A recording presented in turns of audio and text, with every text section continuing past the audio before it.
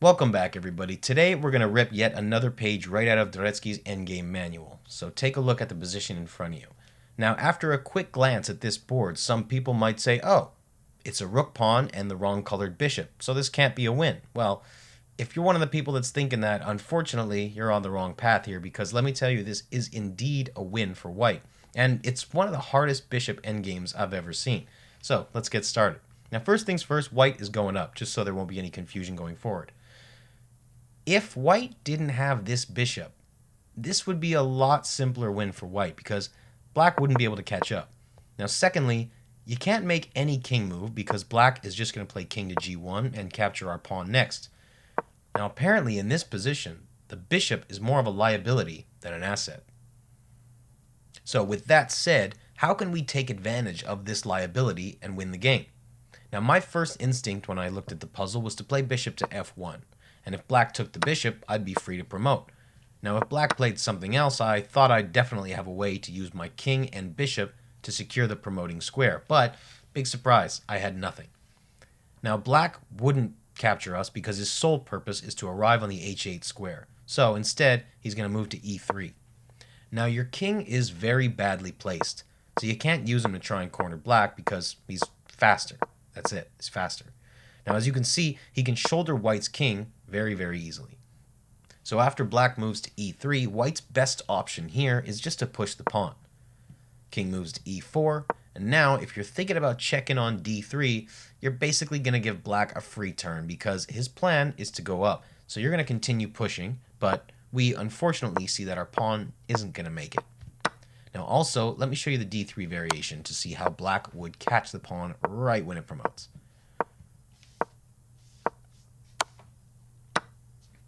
Okay, yeah, so there you have it. Also, when you arrive at this position, you can't bring your king to help protect the pawn because black is just going to shuffle between h8 and g7, and you're never going to be able to kick him out of there. So now, if you move to either one of those squares, it's going to end up a stalemate. Alright, now going back to our original position, what about bishop to g2? Unfortunately, that's a no-go again. Black is going to move to e3, you push, king to f4, pawn to h5, black moves his king to g5, and now, even if you play bishop to f3 to protect your pawn, black doesn't need to take it to draw the game, because he's going to reach that promoting square first, and again, we're not going to have any way of kicking him out of there. Okay, now, as I said, once black arrives in the corner, it's a draw. This position would be a win if you had a dark squared bishop. Then you'd be able to force the king out of there. But here, nope. Black is never going to leave that square, ever. You can't even try to take away the g8 square because if you do, it's going to end up a stalemate. Alright, so now we know that f1 and g2 are definitely not the answer. But what about bishop to g4 and then king to d4 afterward? Could we create a fortress this way? Yes, we could, but the problem is you can't play king to d4 because black would move to e3. So, if you want to move your king, you've got to do it on the c4 and d5 squares. But this is going to allow black to reach the corner. You can't just push the king because black would collect your pieces, and you can't push your pawn because black would take that as well. Now, after I saw that f1 wasn't the answer, I disregarded g2 and g4 pretty quickly because I realized that black just doesn't care about our bishop, and he only wants to arrive on that h8 square. Now, I really thought that I had found the answer when I moved bishop to e6, because black's only move here is e3, and if he moves to f3 instead, white can play d4, and after pawn to h4, white ends up creating this beautiful little fortress, forcing black to move to g3. And now, with the king behind the pawn, white is not going to have any problem promoting that pawn. So, after king to e3, we push. King to e4, h5, black king to e5, pawn to h6. Now, black wouldn't take the bishop, and instead, he's going to play f6. And here, unfortunately, is where my calculations failed. I thought I could play bishop to f5, forcing black to f7, and after that, moving my bishop to h7, thinking I'd created a fortress, and now I'd have time to bring my king in to help. Unfortunately, my king is not going to be fast enough, because the enemy king is only 2 squares away from the promoting square. I thought I saw this, and if black ever decided to attack that pawn from behind, I could simply just push it, right? But sadly, I just can't do it, because here my pawn is blocked by the bishop. So he can't advance, leaving my only option to go back to f5. Black is just going to repeat the moves. Now I can't play bishop to g8 because black would be able to stop us. King to g6, pawn to h7, king to g7, and if we promote, he's just going to capture us. Now if we try and bring the king in to help, it would really be futile because, as we've seen, we can't kick black out of there. Now are you guys ready to see the answer? The brilliant move here ends up being bishop to d7.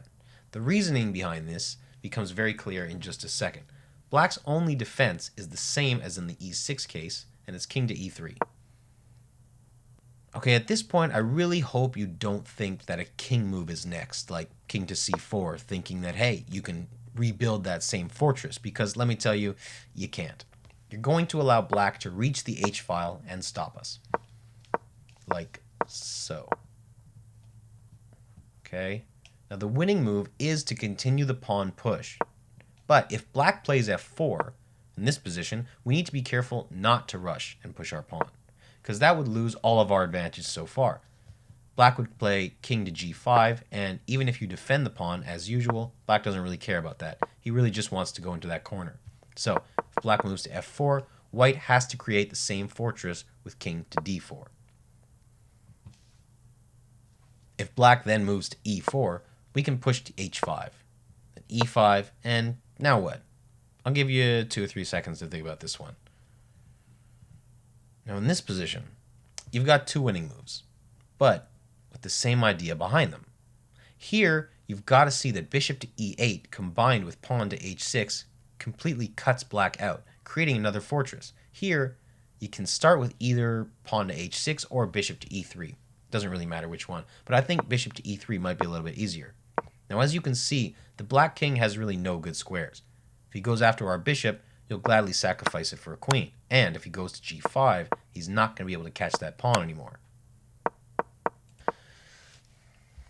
Alright, quick note here. Bishop to d7 is genuinely the only winning move. Because if you had gone to c8 as the first move, black would have been able to catch that pawn, since you wouldn't have a move that controls the g6, g7, and f7 squares.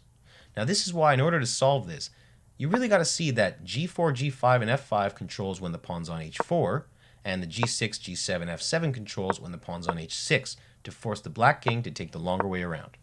So that's really the whole reasoning behind this puzzle, and the whole reasoning behind those moves. So that's all for today's video. I'd like you guys to really concentrate on this one, because this one kind of threw me for a loop. It really is an unexpected ending, and it's a very challenging puzzle. I'll see you in the next one.